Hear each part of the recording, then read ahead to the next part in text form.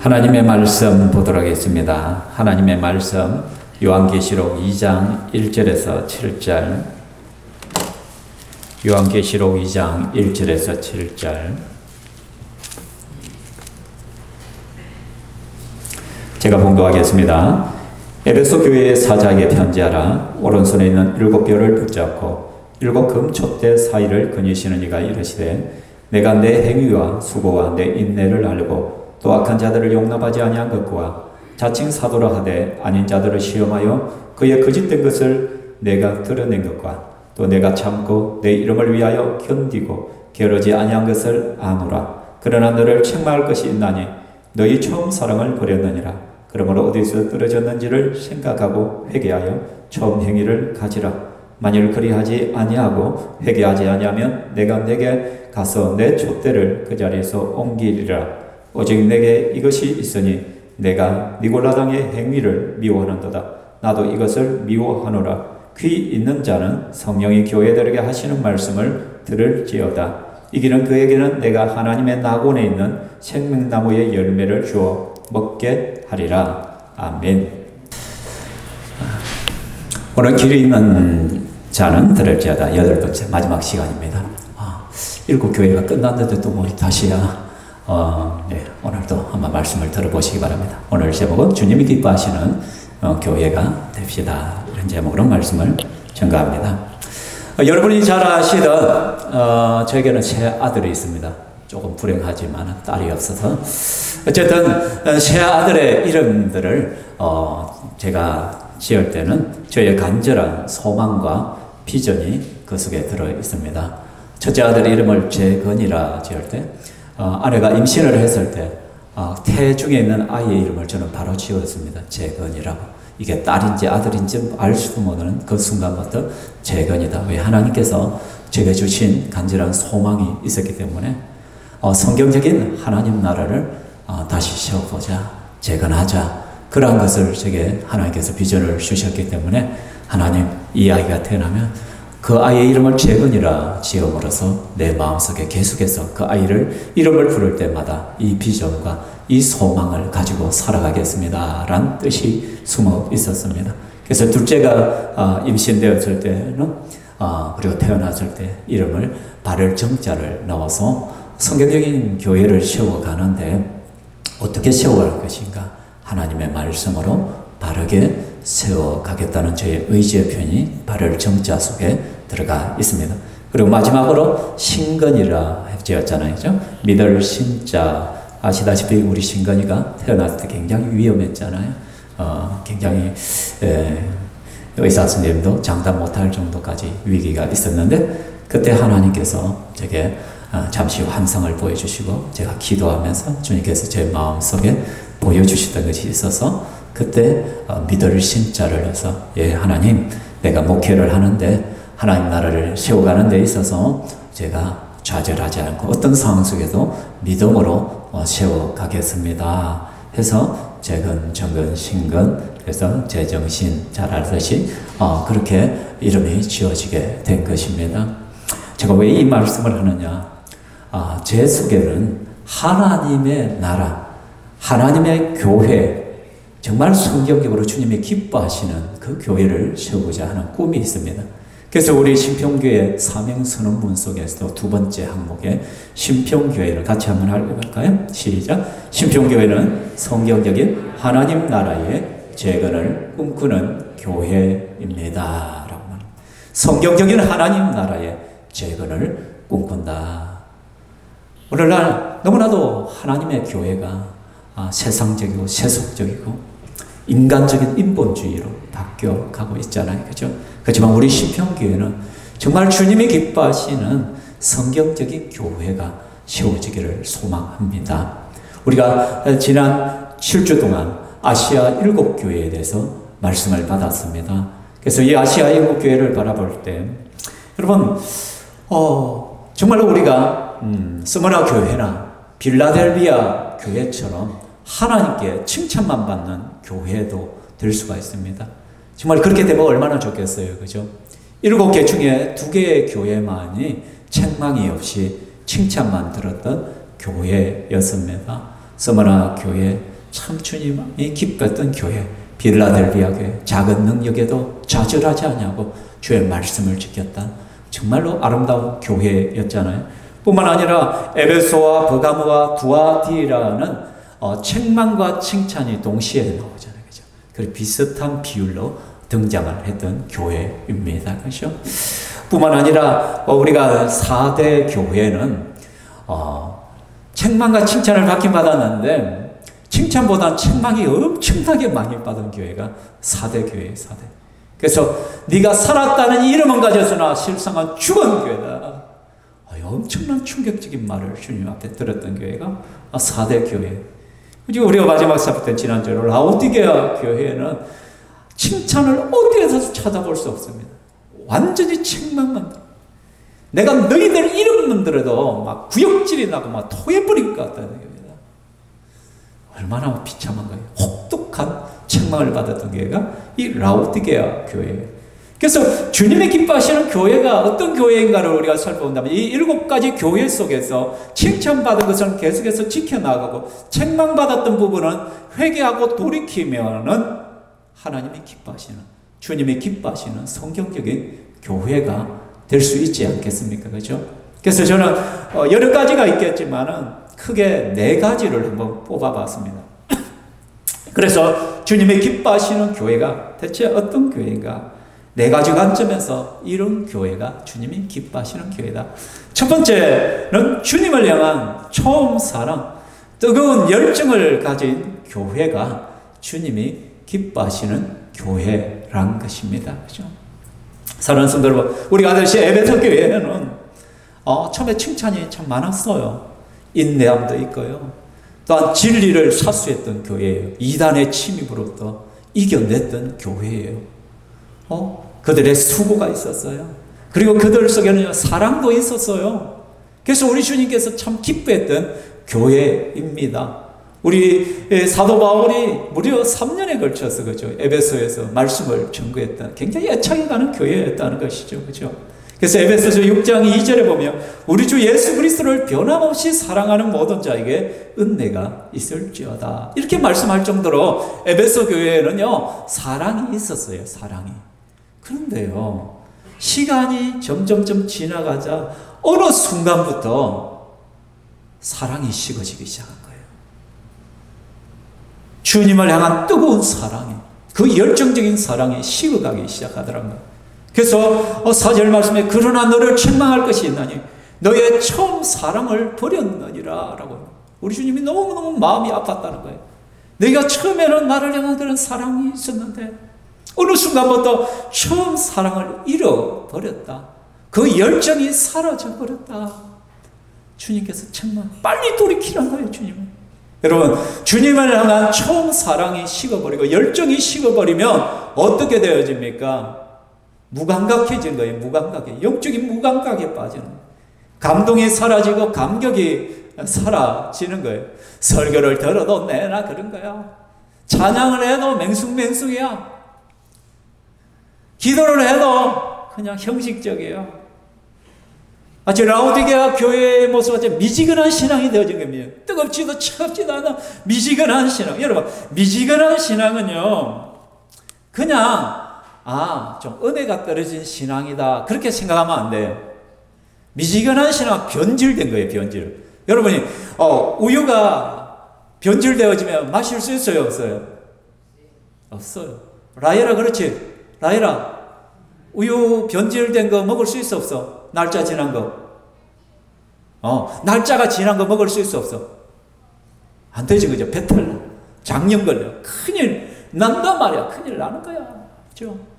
여러분, 신앙이 변질되면요, 미지근한 신앙은 좀 은혜가 떨어진 정도가 아니라 변질된 거예요. 변질. 그죠? 안심할 수 없는 신앙이란 거예요. 열정이 식어져 버리면요, 다른 것을 사랑하게 돼요, 여러분. 그러니까 예배와 기도와 말씀 생활도 해요, 여러분.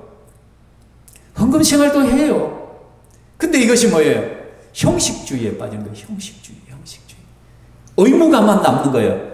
내가 예수쟁이기 때문에 주일이 되면 어른이 교회에 와요. 예배장에 앉아요. 말씀을 들어요. 봉사도 해요. 한 번씩 기도도 해요. 한 번씩 말씀도 읽는단 말이에요. 목장 모임에도 참석해요. 식당 당번이 돌아오면 식사도 준비해요.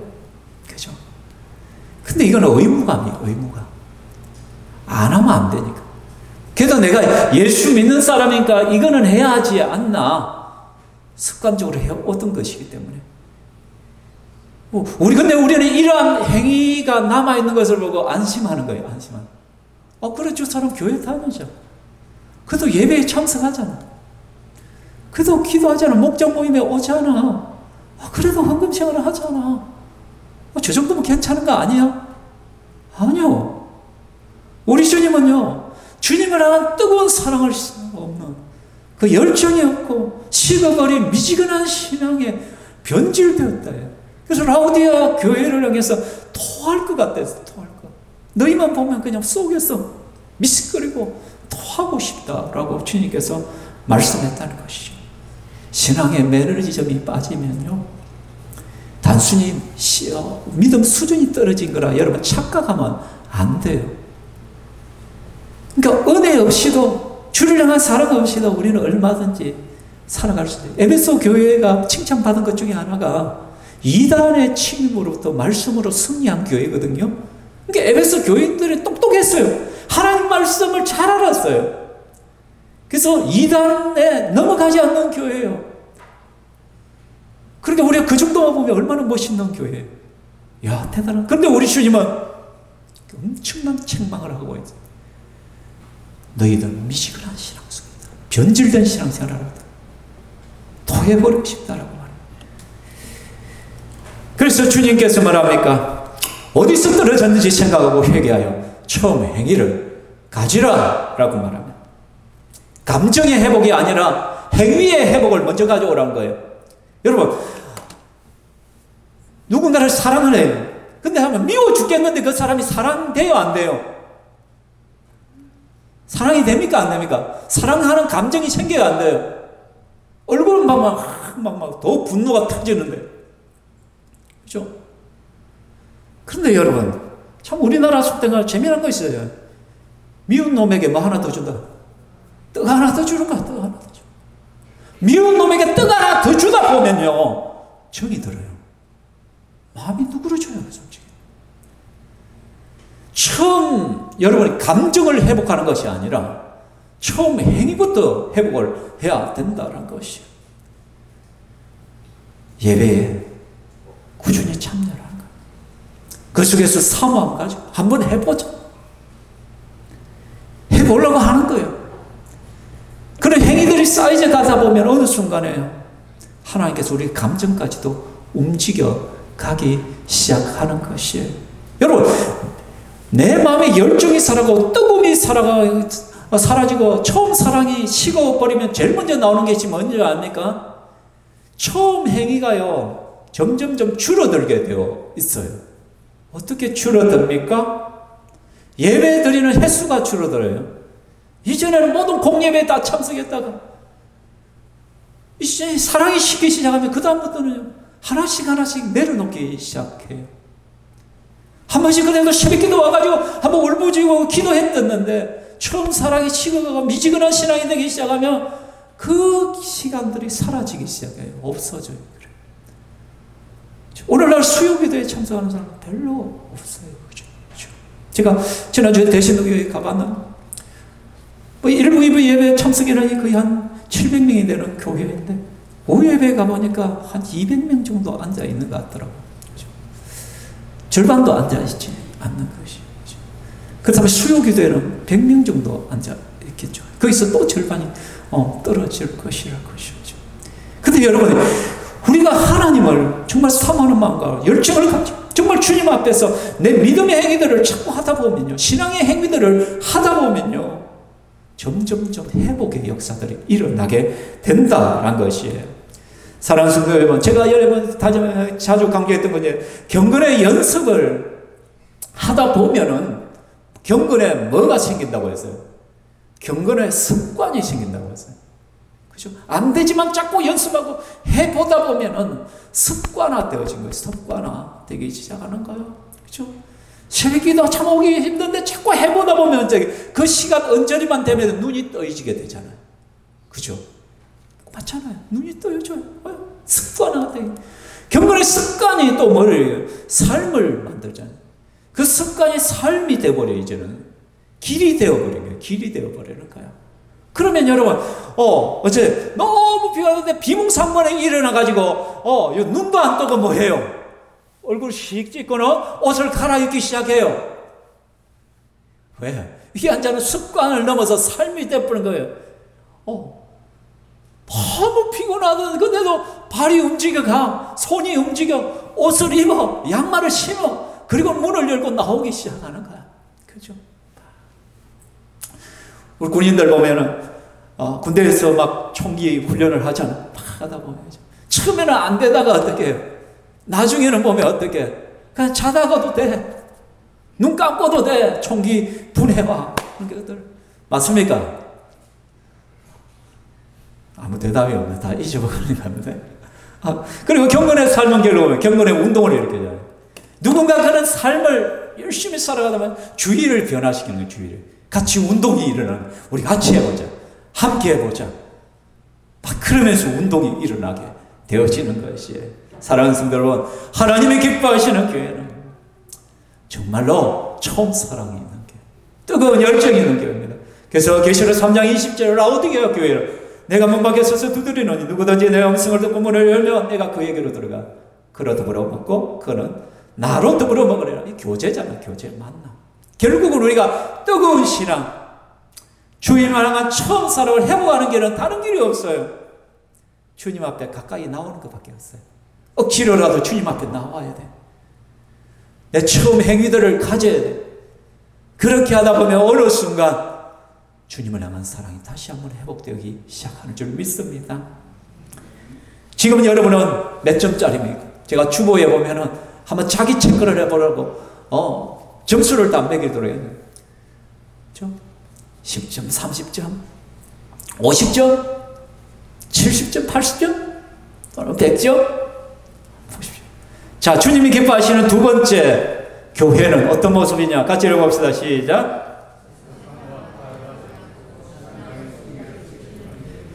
주님이 기뻐하시는 교회란 세상과 타협하지 않고 신앙의 순결을 지키는 교회란 거예요. 여러분, 초대교회는 예수 믿는 것 때문에 수많은 핍박이 있었습니다. 어려움이 있었습니다. 여러분, 예수 믿는 것 자체가 핍박의 길로 걸어간다는 거예요. 초대교회는. 예수를 믿는다는 그 자체가, 예배 모임에 참석한다는 그 자체가 생명을 거는 행위가 초대교회. 유대인의 핍박이 있었고요. 로마의 핍박이 있어요. 로마의 10대 대박해가 있었잖아요. 그 박해의 시작은 네로 황제로부터 시작됐죠. 네로 황제로부터 10명의 황제가 이어지면서 기독교인들을 박해를 했단 말이에요. 약 300년 동안 수십 많은 그리스도인이 콜로시움 광장에서 생명을 잃었잖아요. 짐승의 밥이 되고 화형을 당하고 참수를 당하고 십자가에 못 박힌 채로 불을 붙이고 기름을 끼얹고 불을, 그래서 로마 시내를 밝히는 덕불이 되기도 했다. 예수 믿는 것은 죽음이었고 예수 믿는 것은 고난의 길로 들어가는 것. 그럼에도 불구하고 로마의 그 대핍박 속에서 수많은 그리스도인이 믿음을 지켰잖아요. 그래서 AD 313년에 콘스탄티누스 대제가 밀라노 칙령을 통해 기독교를 공식적으로 종교로 공인하게 되시죠. 왜? 이미 로마를 삼켜버렸기 때문에 기독교인들이 그 핍박 속에서 믿음을 지킴으로써 로마의 기부인들이 예수를 믿게 되죠. 수많은 지도층이 예수를 믿는 그런 역사들이 일어나 버렸기 때문에. 그래서 눈 한번 딱 감으면요, 그 핍박 시대에는요, 내가 잘 살 수 있었어요. 고난 안 당할 수 있었어요. 예수님을 한번 부인해버리면 위협을 받지 않을 수 있단 말이에요. 눈 한번 딱 감고 적당히 타협을 하면은요, 경제적으로 큰 이득도 얻을 수 있었어요. 그렇게 가난하게 살 필요가 없었단 말이에요. 그래서 수많은 유혹들이 있었잖아요. 그 유혹에 너무나도 쉽게 넘어갔던 교회가 어디에요? 두아디라 교회였잖아요. 두아디라 교회는 길도 조직이 형성되어서 우상하게 절하지 않으면, 종교 그 자격증을 부여받지 못하면 거래 자체를 못했잖아요. 그러니까 기독교인들은 가난할 수밖에 없고 배고플 수밖에 없었고 생존의 위기를 얻을 수밖에 없었죠. 그런 어려움들 속에서 이세벨이란 그죠? 거짓 선지자가 나타나서는 어떻게? 괜찮다고 거짓 신앙을 가르쳤잖아요. 야, 예수도 믿고 돈벌이도 잘할 수 있는 길이 있어. 이원론을 가르쳤잖아요. 육체는 악하고 영은, 정신은 선해. 그래서 정신이 지키면 되는 거야. 마음이 중요한 것이, 육체는 악한 것이기 때문에, 원래 악한 것이기 때문에 육체는 악을 지어도 아무 상관이 없어. 너의 영적인 것에 아무 영향을 주지 않아. 그래서 그 우상의 제사에 참여하고 음란한 행위에 들어가고 온갖 쾌락을 즐기면서, 그러면서도 돈벌이를 하고 잘 살 수 있다는 것을 설파했잖아요. 거기에 두아디라 교인들이 쏘가서 수없이 많은 사람들이 넘어갔잖아요. 그러나 서머나 교회는 어떻게? 끝까지 주의 말씀을 지켰죠. 타협하지 않아. 그래서 이 서머나 교회의 담임 목사는 폴리갑의 순교가 있었고요. 버가모 교회 역시 그 수많은 유혹 속에서 안디바와 같은 성도는요, 끝까지 믿음을 지키면서 순교자가 나왔던 교회가 서머나 교회와 버가모 교회였다는 것이죠. 여러분, 주님이 기뻐하시는 교회는 이렇게 믿음을 위해서 세상과 타협하지 아니하는 교회입니다. 신앙의 순교를 지켜가는 것입니다. 믿음을 위해 기꺼이 자신을 내려줄 수 있는, 내려놓을 수 있는 그런 성도들이 많은 교회가 주님이 기뻐하시는 교회란 것입니다. 사단이 내미는 작은 빵부스러기에 여러분 너무 쉽게 손 내미지 마시기 바랍니다. 세상은 우리가 갖고 끊임없이 자기들과 같아지기를 원합니다. 그죠? 세상은 우리가 자기들과 함께 어깨동무하지 않는 것을 비난합니다. 함께 춤추기를 원합니다. 함께 같이 하기를 원합니다. 근데 그리스도인들이 나는 예수 믿는 사람이기 때문에 그런 것을 할 수가 없어. 우리 그리스도인이 참 진실함을 이야기하고 정직함을 추구할 때 세상으로부터 힘들 수밖에 없습니다. 사업을 할 때도 정직하게 하고자 할 때 손해를 볼 수밖에 없습니다. 그죠? 쉽지 않아요. 그렇지만 하나님이 기뻐하시는 교회는 세상이 내미는 빵부르스에게 아니라 주님이 주시는 영생의 떡과 영원한 생명의 물을 먹는 자가 주님을 기쁘시게 하는 자임을 기억하시기 바랍니다. 사랑하는 성도 여러분, 이번 추석 연휴 기간 또 여러분이 타협할 수 있는 수많은 유혹들이 있을 수 있을 것입니다. 부라 마시라. 이럴 때 안 마시면 어떡해? 이럴 때 좀 즐기는 것이지. 가족끼리 만났을 때도 막 수많은 유혹들이 있을 것입니다. 그렇죠? 여러분, 그럴 때 가족들의 비율을 맞춰주기 위해서 혹시 신앙적인 것들을 혹시 또 내려놓지 마시기 바랍니다. 그리스도인의 자존감을 좀 가지고 살아가시기 바랍니다. 세상 모든 사람들이 제사상 앞에 절할 때 우리는 하나님 앞에 찬양하고 예배드리는 자로 서시길 바랍니다. 우리는 불효자식이 아니에요. 죽은 부모가 그 제사상에 온다면 1000번도 100번도 매일마다 제사를 지내죠. 근데 내 조사 다 알잖아요.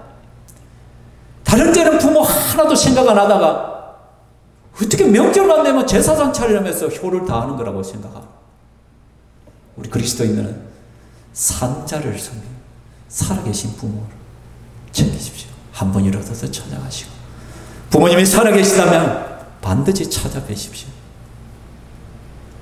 그리고 그분들의 말들을 좀 들어주시고 그런 시간들을 가지십시오. 그렇죠? 죽고 나서 제사상에 아무리 좋은 거 올려봐야 무슨 소용입니까? 그렇죠? 오늘 제 초등학교 동창이 갑자기 카톡이 띄고 오는 거예요. 그러면서 욕지도 간다고. 올해부터 차례가 없다더라.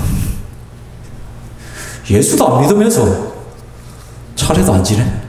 이제는 놀러 다니. 욕지도 간다고. 막 그래.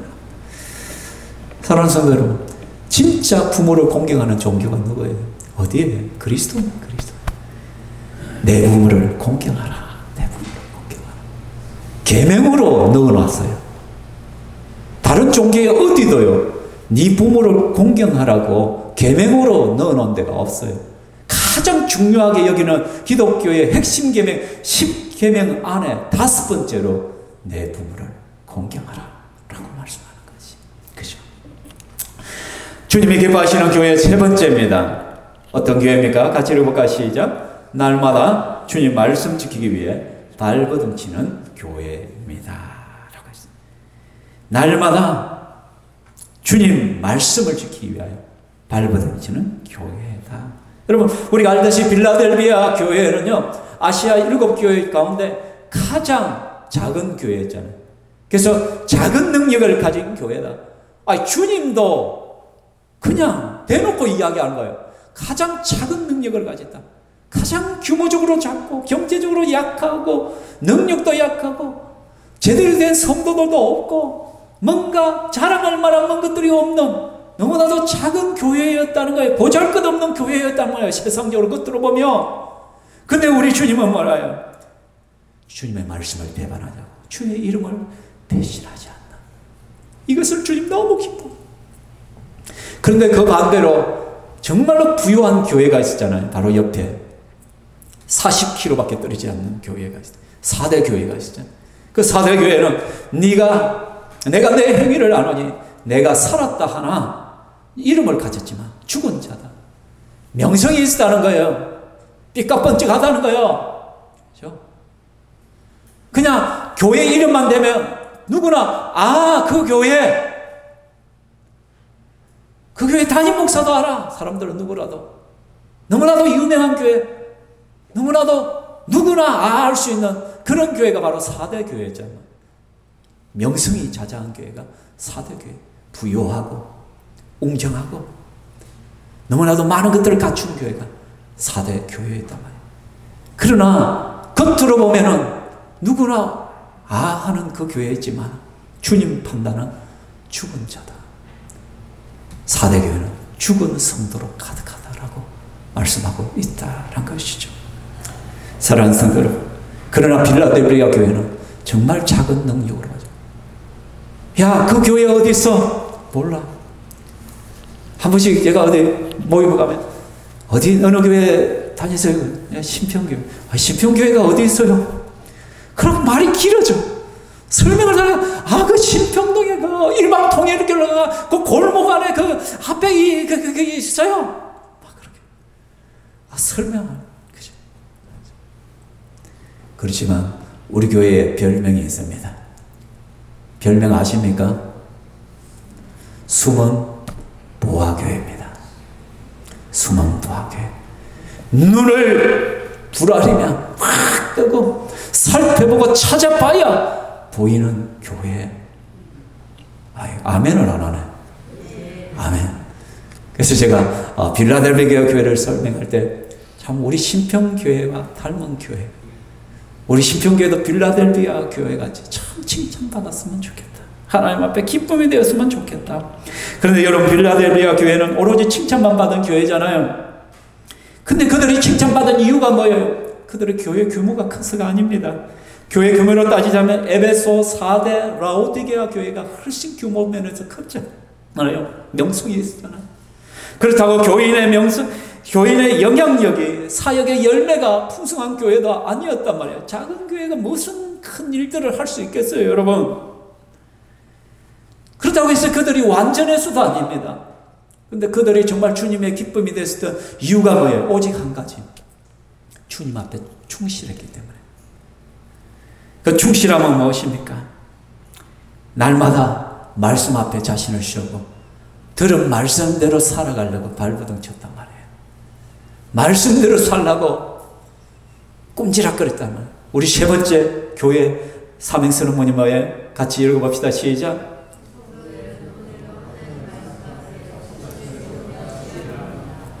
신평교회 성도들, 홀도 하나님 말씀 앞에 나 자신을 세우고 씨름하는 것입니다.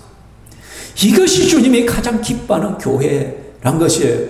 여러분, 우리 주님은요, 너희들이 몇 명 전도했느냐, 얼마나 큰 교회냐, 얼마나 큰 업적을 남겼느냐,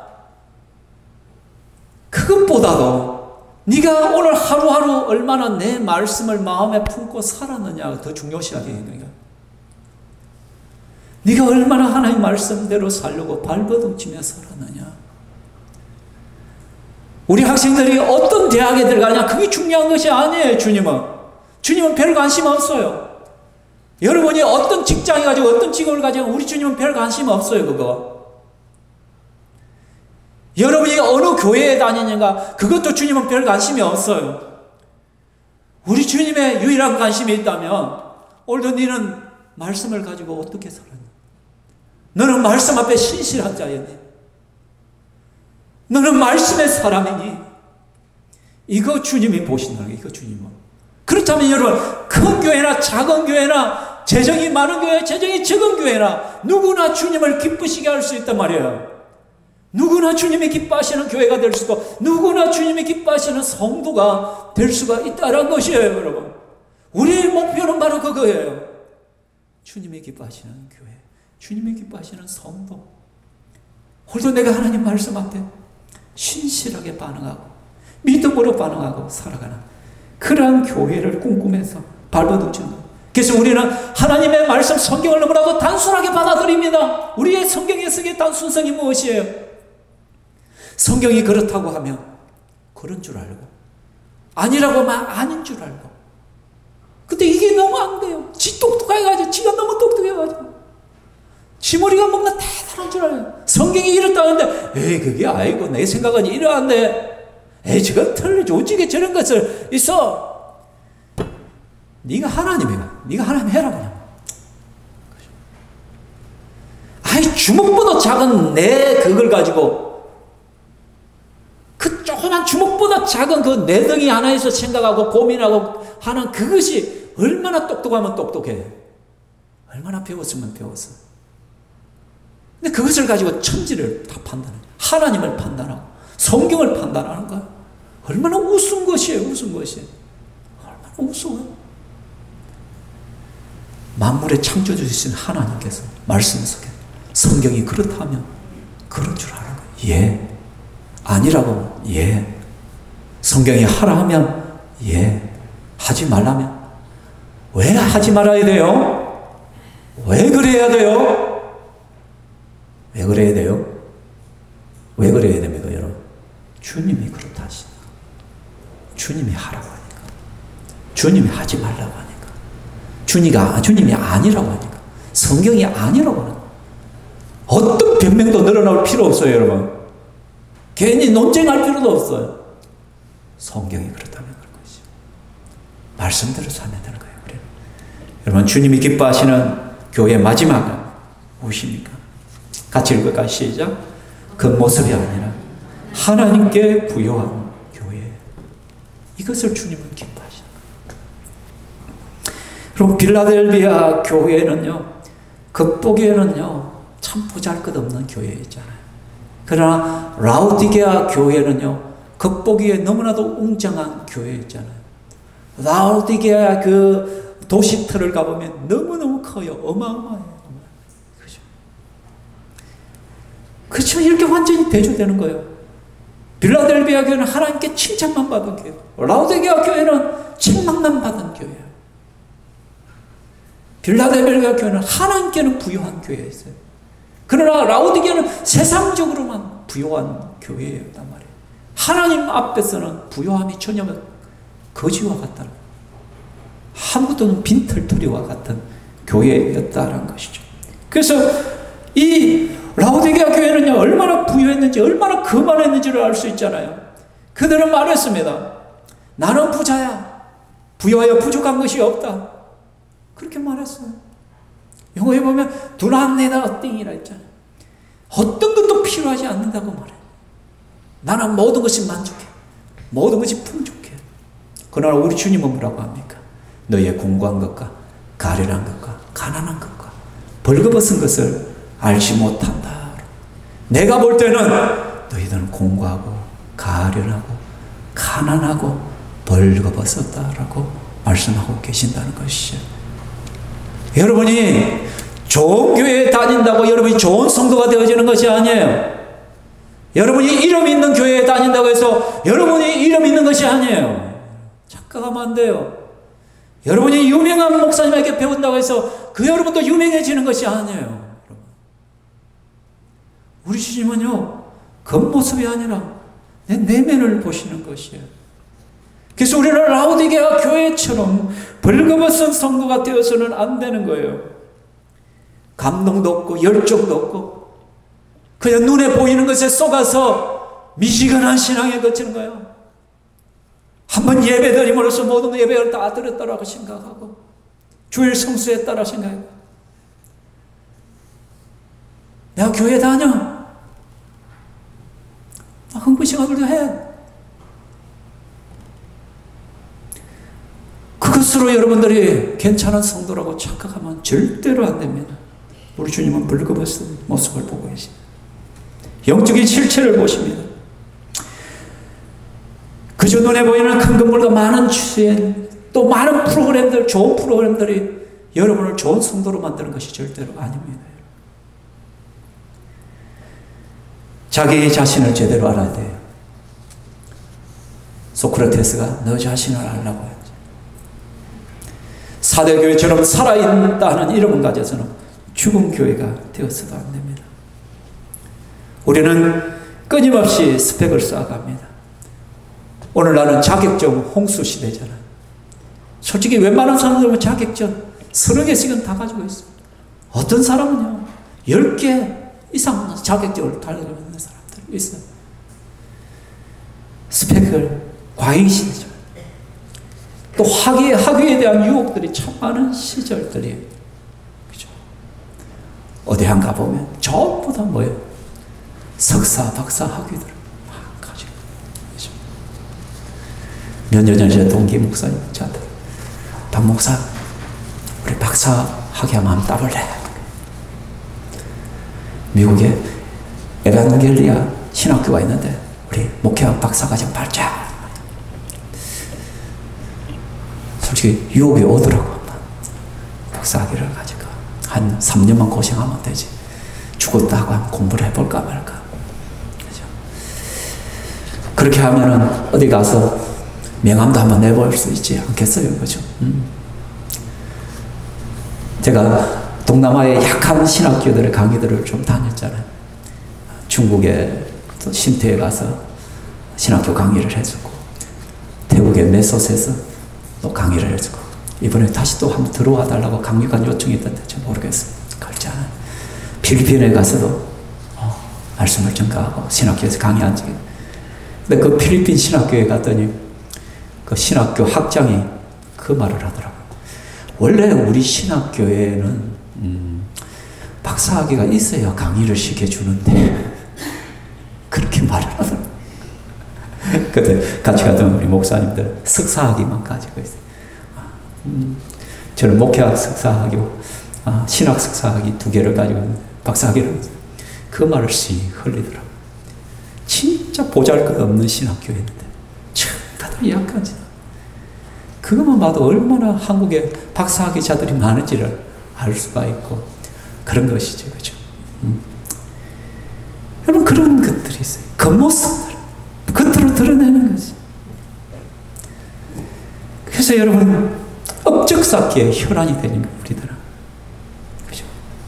그래서 우리는 계속해서 소유가치에 관심을 가지잖아. 여러분 이제 추석에 여러분이 고향이 시골인 그 진짜 향찬란한 일들이 벌어집니다. 제가 내일 새벽이나 오늘 저녁이나 아니면 시골에 내려갈 텐데 가보면 시골에 가면 자동차 전시장이 돼요. 자, 시장을 보러 어디로 다 오냐면 농협으로 다 모여요. 농협 하나로 마트로 다 모여요. 그러니까 외지했던 그 자녀들이 전부 다 차를 끌고 하나로마트 그 큰 주차장에 차를 쫙 들이게 거기에 막 BMW부터 시작 벤처부터 막 한국의 G 뭐 80 뭐 시리즈들이 쫙 써요. 그래서 그것을 보면서 서로 그 뭐 고향 친구들도 만나. 그럼 어떻게 이야 너 출세했네. 우와 이거 얼마짜리야? 이게 시골에서 벌어져요. 도시에는 이게 별로 안 못 느껴지는데 시골에 가면은 또 동네 어귀에 가면은 그 앞쪽에 보면 차들이 쫙쫙쫙 주차되어 있어. 네 집 아이 집에서 어떤 차를 몰고 왔니? 막 그게 되잖아요. 그죠? 사랑하는 성도 여러분, 외양이에요. 그것을 바라보면서 성공했니 안 성공했니? 자존심이 상하기도 하고 어깨에 힘이 들기도 하고 막 그렇게 하죠.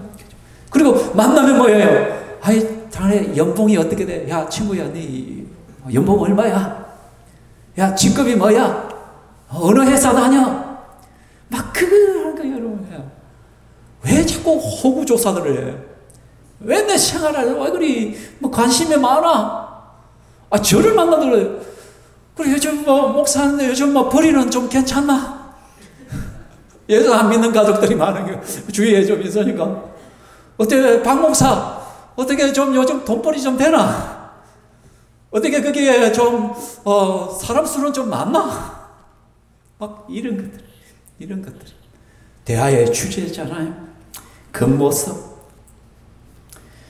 여러분 사랑하는 성도, 근데 우리의 대화 속에 좀 서로에 대한 이런 대화들이 가요.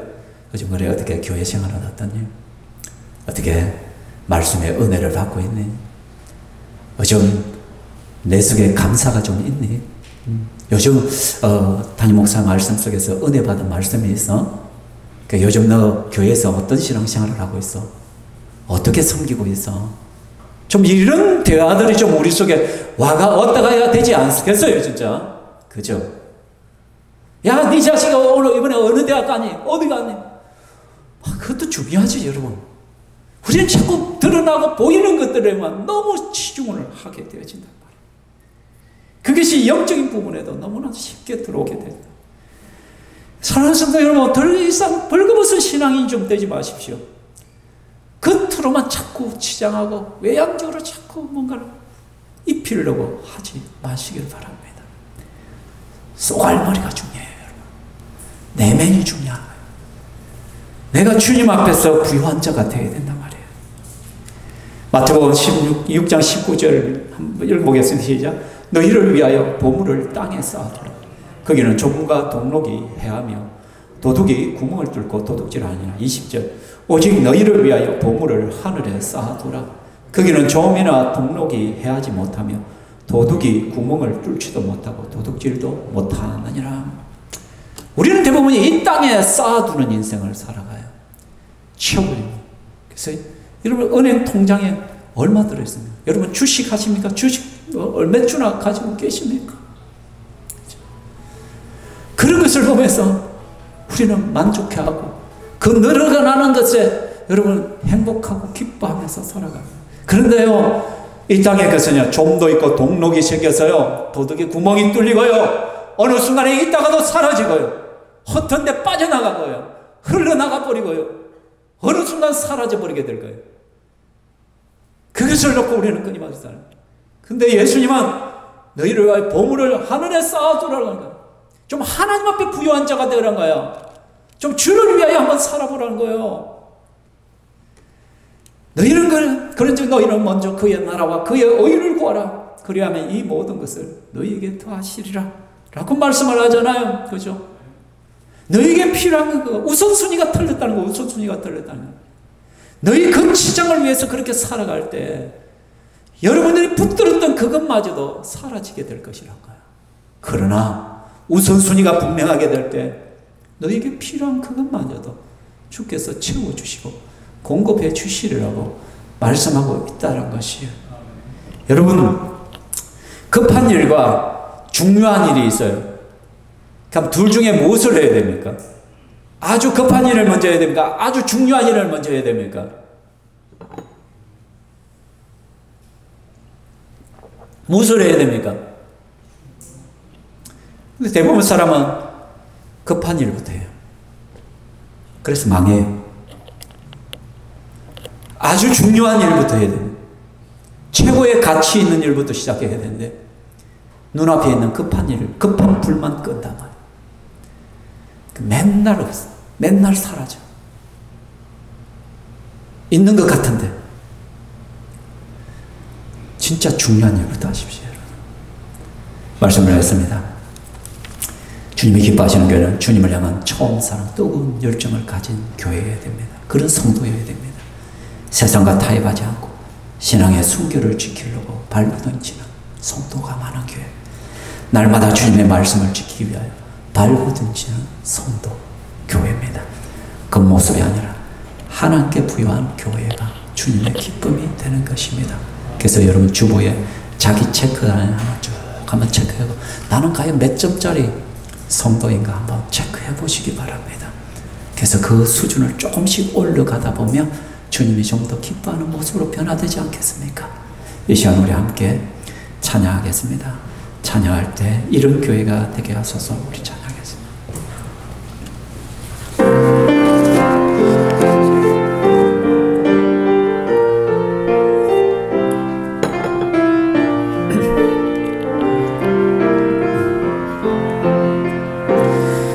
진정한 예배가 숨쉬는 교회, 주님이 주인 되시는 교회, 믿음의 기도가 쌓이는 교회, 최고의 찬양을 드리는 교회, 말씀이 살아 움직이는 교회, 성도의 사랑이 넘치는 교회, 섬김과 헌신이 기쁨이 되어 열매 맺는 아름다운 교회, 주님의 마음 닮아서 이웃을 사랑하는 교회, 주님의 영광을 위해서 이 대신 주님 전하는 교회, 사랑의 불꽃이 활짝 피어나 날마다 사랑에 빠지는 교회, 주께서 사랑하는 신경교회가 이런 교회 되게 주께서 사랑하는 신경교회가, 주께서 사랑하는 신경교회가 이런 교회 되게 하소서. 이 시간 한번 기도합시다. 여러분 네 가지를 이야기했습니다. 여러분 한번 자신 한번 생각해보세요. 내게 주님을 향한 처음 사랑, 뜨거운 열정이 하나님 회복되게 하시옵소서. 세상과 타협하지 않고 신앙의 순결을 지키는 성도가 되기를, 날마다 주님의 말씀을 지키기 위해 발버둥치기를, 그 모습이 아니라 하나님께 좀 부유한 자로 살아갈 수 있도록 나를 붙드시고 그런 처음 사랑의 행위들을 가질 수 있도록 주님 앞에 더욱더 가까이 나가는 우리들이 될 수 있도록 한번 기도합시다. 같이 기도합니다. 아버지 하나님 감사합니다. 이 시간에 우리가 하나님 앞에 나갑니다. 정말 주님이 기뻐하시는 교회가 어떤 모습인지 고민해보는 시간이 되었습니다. 주님을 향한 처음 사랑, 뜨거운 열정을 가진 성도로 살아갈 수 있도록 주여 도와주시옵소서. 세상과 타협하지 않고 신앙의 그 순결을 지키며 하나님 말씀이라면 껍벅 주고 하나님 말씀을 지키기 위하여 발버둥치는 우리 성도들 되게 하여 주시옵소서. 성경이 그렇다면 그런 줄 알고 아니라고 하면 아닌 줄 알고 성경에서 하라면 예하고 순종하는 성도들이 되게 하여 주시옵소서. 계속해서 우리의 그 모습을 갖고 나가 하나님 신장하는 내 마음, 그것이 아니라 정말 하나님 앞에 부유한 자가 되고 땅에 쌓아두는 자들이 아니라 하늘에 쌓아두는 자들이 되게 하여 주시옵소서. 그래서 주님 마음을 기쁘게 하고 주님 마음을 시원케 해드리는 그러한 성도로 살아가게 하시고 그런 교회로 살아갈 수 있도록 성령님이여 붙드시고 이끄시고 인도하여 주시옵소서. 하나님 감사합니다. 이 시간도 말씀을 통하여 내가 정말로 주님이 기뻐하시는 성도인지, 우리가 정말로 주님이 기뻐하시는 교회로 살아가고 있는지를 한번 살펴보았습니다. 참 부족하고 참 나약하고 하나님 앞에 부끄러운 것이 가득함을 이 시간도 회개합니다. 주의 용서하여 주시옵소서. 내 안에 다시 한번 주님을 향한 그 처음 사랑, 뜨거운 열정이 회복될 수 있기를 원합니다. 세상에 그냥 하나님이 기웃기웃거리며 내 눈앞에 보이는 이득 때문에 적당히 타협하고 살아가는 것이 아니라 정말 주님 앞에 믿음을 지키기 위하여, 그 신앙의 순결을 지키기 위하여 발버둥치는 성도로 살아가게 하여 주옵소서. 매일마다 주님의 말씀 앞에 나 자신을 세우며 그 말씀과 씨름하고 그 말씀을 지키기 위하여 발버둥치는 성도로 살아갈 수 있도록 우리의 의지를 강하게 하여 주시옵소서. 순간순간마다 생각나는 내 생각을 따라 내 고집대로 살 것이 아니라 주의 말씀대로 살아가기를 소망합니다. 하나님, 끊임없이 나의 겉모습, 스펙들을 쌓아가고 세상 사람들이 어떻게 나를 바라볼까, 그게 관심 있는 것이 아니라 이제는 하나님의 눈치를 보며 살아가는 성도가 되기를 원합니다. 하나님 앞에 부유한 자로 살아가기를 원합니다. 주님 앞에 내어놓을 것이 있는 성도로 서기를 소망합니다. 그래서 하나님, 먼저 그의 나라와 그의 의를 구하라 하신 주의 말씀 앞에 순종합니다. 하나님, 이번 추석 명절 가운데서도 함께 하시고 우리의 신앙을 지켜주시며 믿는 자답게 살아갈 수 있게 해주시고 선한 영향력을 끼치게 하여 주시옵소서. 그곳에서도 내가 교회임을 잊지 않게 하여 주시옵소서. 또 하나님, 이 시간에 믿음으로 하나님 귀한 것을 올려드립니다. 주께서 받으시고 영광 받아주시오며 또 하나님 각 기업들과 직장과 삶의 모든 영역마다 하나님께서 복의 복을 다해 주시고 때를 따라 돕는 주의 은혜를 더하여 주시옵소서. 건강도 허락하시고 하나님 또 하루하루를 살아갈 수 있는 쉼들을 매일마다 공급하여 주시옵소서. 살아계신 예수님 이름으로 기도하옵나이다. 아멘. 주 예수 그리스도의 은혜와 하나님의 사랑과 성령 하나님의 교통의 위로하심이 이 자리에 함께한 주의 건식들 머리 위에 영원토록 있을지어다. 아멘.